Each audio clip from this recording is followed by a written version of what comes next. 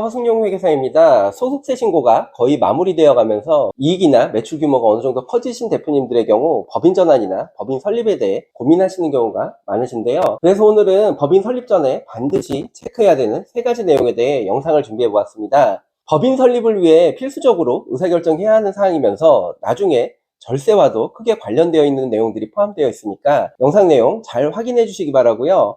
특히 요즘 많은 분들이 관심 있어 하시는 가족법인 설립 시 도움이 되는 내용도 포함되어 있으니까 영상 내용 끝까지 확인해 주시기 바랍니다.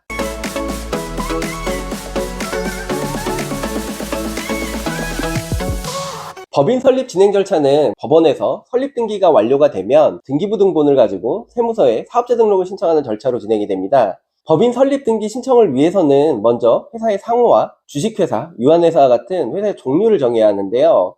회사의 상호는 동일 지역, 동일 업종을 기준으로 동일한 상호가 존재하지 않으면 문제가 없고요.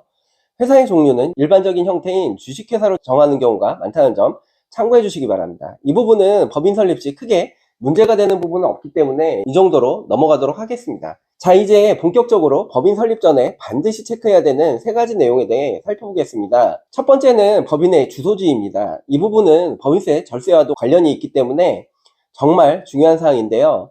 법인 설립을 할 때 법인의 주소지가 필요합니다. 보통 대표이사의 이름으로 사무실 주소지에 대한 임대차 계약을 체결하고 법인 설립 등기가 완료가 되면 법인 명의로 임대차 계약서를 변경하는 것이 일반적인 절차인데요.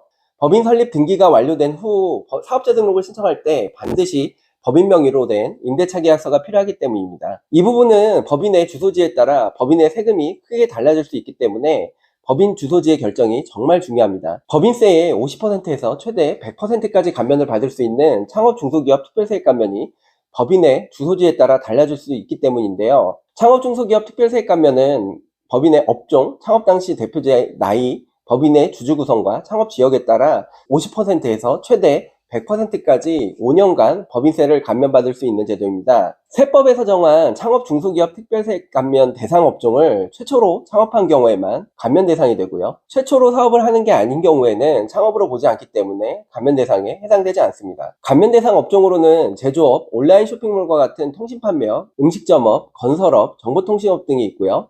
이외에도 여러 업종들이 감면 대상 업종으로 열거되어 있습니다. 법인의 경우 대표이사가 법인의 최대 주주여야 되고요. 이 요건을 충족하게 되면 창업 당시 대표자의 나이와 창업 지역에 따라 감면율이 달라지게 됩니다. 법인의 주소지가 수도권 과밀억제권역에 해당되는 경우에는 창업 당시 대표자의 나이가 만 34세 이하인 청년 창업에 해당되는 경우 법인세의 50%가 5년간 감면되고요. 만약 법인의 주소지가 수도권 과밀억제권역 밖에 해당되는 경우에는 대표이사의 나이가 만 34세 이하인 청년 창업인 경우 법인세의 100%, 청년 창업이 아닌 경우에는 법인세의 50%를 5년간 감면받을 수 있습니다. 즉 법인의 주소지를 어디로 정하느냐에 따라 창업 중소기업 특별세액 감면의 감면율이 크게 달라지게 되는 점 꼭 기억해 주시기 바라고요. 특히 수도권 과밀억제권역에서 법인을 설립했다가 뒤늦게 수도권 과밀억제권역 밖으로 주소지를 옮긴다고 해도 감면 혜택이 늘어나지 않기 때문에 법인 설립 시 주소지가 중요하다는 점 꼭 유의해 주시기 바랍니다. 그리고 꼭 창업 중소기업에 해당되지 않더라도 업종에 따라 중소기업 특별세액 감면을 받게 되는 경우도 있는데요. 참고로 제조업의 경우 법인의 소재지가 수도권인 경우 중소기업 특별세액 감면율이 20%이지만 수도권 밖에 소재한 경우에는 감면율이 30%로 달라지게 됩니다.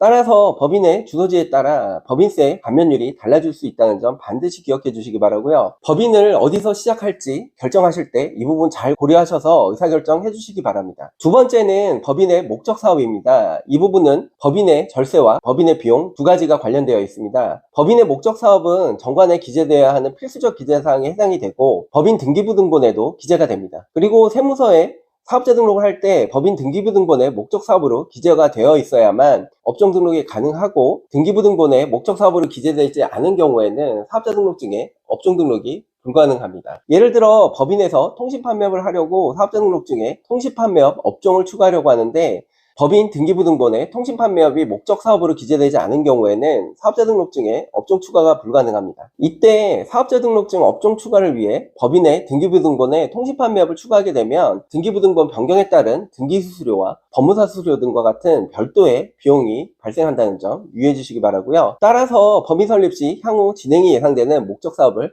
최대한 많이 정관과 등기부등본에 반영하는 것이 중요합니다. 뿐만 아니라 앞서 첫 번째 내용에서 설명드린 창업 중소기업 특별세액 감면에 있어서도 목적 사업이 정말 중요합니다. 창업 중소기업 특별세액 감면을 적용받기 위해서는 해당 업종이 법인 설립 시점부터 사업자 등록증에 반영되어 있어야 하는데요. 예를 들어 법인이 창업 중소기업 특별세액 감면 업종인 제조업과 통신판매업을 영위하는데 실수로 법인의 목적 사업에서 통신판매업을 누락하고 이 내용이 누락된 채로 사업자 등록을 하게 되면 추후 통신판매업에 대한 창업 중소기업 특별세액 감면을 적용받는데 문제가 발생할 수 있는데요. 따라서 목적 사업 중에 창업 중소기업 특별세액 감면 대상 업종이 있는 경우라면 등기부등본 목적 사업이나 사업자 등록 업종에서 누락되는 일 없도록 꼭 유의해 주시기 바랍니다. 마지막 세 번째는 주주 구성입니다. 법인의 주주 구성에 따라 소득 분산이 가능하기 때문에 절세나 사전증여 측면에서 많은 도움이 될 수 있는데요. 요즘 많은 분들이 관심을 가지시는 가족주주로 구성된 가족법인에서 많이 활용되는 부분이기도 합니다. 법인의 주주는 한 사람이 될 수도 있고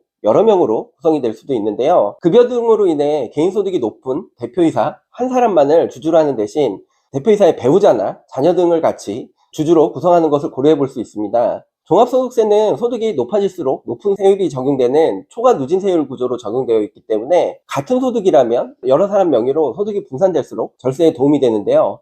특히 배당소득의 경우 1인당 연간 2천만 원 이하의 금융소득만 있는 경우에는 다른 소득과 합산되지 않고 15.4%의 소득세만 납부하고 납세 의무가 종결되는 분리과세가 적용되기 때문에 절세에 큰 도움이 될 수 있습니다. 이렇게 법인 설립 시부터 자녀나 배우자를 주주로 구성하고 연간 2천만 원 이하의 금융소득에 대해 적용되는 분리과세 제도를 활용하면 절세도 가능하고 사전증여 효과도 볼 수 있는데요. 만약 법인의 이익잉여금 중 8천만 원을 배당을 받아야 하는 상황에서 대표이사 한 사람으로 주주가 구성된 경우에는 1인 주주가 받는 8천만 원의 배당금이 근로소득과 같은 다른 소득과 합산돼서 높은 소득세율이 적용될 수 있지만 대표이사를 포함한 배우자와 자녀 2명 총 4명의 주주가 각각 25%의 지분을 가지고 있는 경우에는 다른 금융소득이 없다면 주주 1인당 각각 2천만 원씩 배당소득이 발생하게 되고 각각 분리과세되어 다른 소득과 합산 없이 15.4%의 소득세만 납부하게 되면 더 이상의 세금 문제는 없기 때문에 절세 측면에서 많이 유리해지게 됩니다. 특히 사전증여를 고민해야 하는 상황이라면 자녀에게 매년 세전 2천만 원씩을 증여하는 효과가 발생하기 때문에 15.4%의 낮은 소득세만 부담하고 부모의 자산을 자녀에게 이전해준다는 측면에서도 사전증여에 큰 도움이 될 수 있습니다. 특히 일반적인 증여 절차를 거치게 되면 아버지가 받은 근로소득이나 배당소득에서 높은 세율이 적용된 소득세를 납부한 후 이 금액에서 다시 자녀 단계에서 증여세를 내고 증여를 받아야 하지만 이렇게 자녀를 처음부터 주주로 구성하게 되면 아버지 단계에서 소득세를 부담하는 일 없이 자녀 단계에서 소득세 15.4%만 부담하면 되기 때문에 절세 측면에서도 많이 유리해질 수 있습니다. 뿐만 아니라 자녀를 주주로 참여시켜 분리과세 배당소득의 장점을 활용한 지속적인 배당을 통해 공식적인 자녀의 소득 출처가 만들어지면 이 재원을 바탕으로 자녀의 자산 취득이 가능해지기 때문에 장기적인 관점에서 자녀의 재산 형성에 도움이 될 수도 있는데요. 특히 자녀가 미성년자라고 하더라도 가족법인의 주주가 되는 데는 전혀 문제가 없고 추후 자금 출처에 대한 소명도 충분히 가능하기 때문에 이 부분도 잘 고려해서 주주 구성을 설계해 보시면 좋을 것 같습니다. 지금 설명드린 세 가지 이외에도 법인 설립 시 자본금의 규모, 발행 주식수, 주식의 액면가에 회사의 임원을 정하는 것도 필요한데 이 부분은 앞서 설명드린 세 가지만큼 중요한 내용은 아니기 때문에 구체적인 설명은 생략하도록 하겠습니다. 지금까지 법인 설립 전 반드시 확인해야 하는 세 가지 사항에 대해 설명드렸는데요. 법인 설립 간단한 것 같지만 사소한 내용을 놓쳐서 중요한 혜택을 받지 못해 크게 후회하시는 경우를 종종 보게 됩니다. 이 영상을 보시는 대표님들께서는 말씀드린 내용 잘 확인하셔서 나중에 후회하시는 일 없으시기 바라면서 오늘의 영상 마치도록 하겠습니다. 이상 허승용 회계사였습니다. 감사합니다.